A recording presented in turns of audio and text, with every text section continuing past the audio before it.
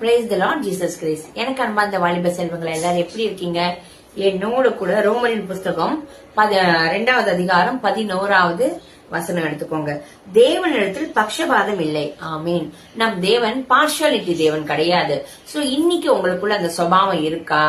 தேவன் மத்தவங்களை எப்படி பாக்குறாரு? நீங்க ஒரு ஃப்ரெண்ட் எப்படி நடத்துறது, இல்ல உங்க அம்மா அப்பா ஒரு விதமா நடத்துறது, மத்தவங்களோட அம்மா அப்பா ஒரு விதமா, அப்படி இல்ல. தேவன் பார்ஷாலிட்டியே பாக்குற தேவன் அல்ல. சோ உங்களுக்குள்ள எந்த இடத்துலயும் பார்ஷாலிட்டி இருக்கக்கூடாது. அந்த சுபாவம் தேவனுடைய சுபாவம் இல்ல.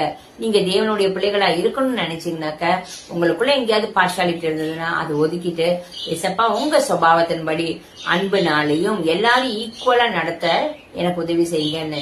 இன்னைக்கு உங்க ஃப்ரெண்ட்ஷிப்ல உங்களுக்கு ஒருவேளை ரொம்ப நல்ல மார்க் எடுக்கிறவங்க, நல்லா படிக்கிறவங்க, இல்ல வசதியா இருக்கிறவங்கள ஒரு மாதிரி நடத்துறது, இல்ல கொஞ்சம் கஷ்டப்படுறவங்க ஏழை எளிய மக்களை ஒரு மாதிரி நடத்துறது, அப்படி இருந்தீங்கன்னா அது பார்ஷாலிட்டி, அது கூடாது. தேவன் கிட்ட பாவம் மன்னிப்பு கேளுங்க.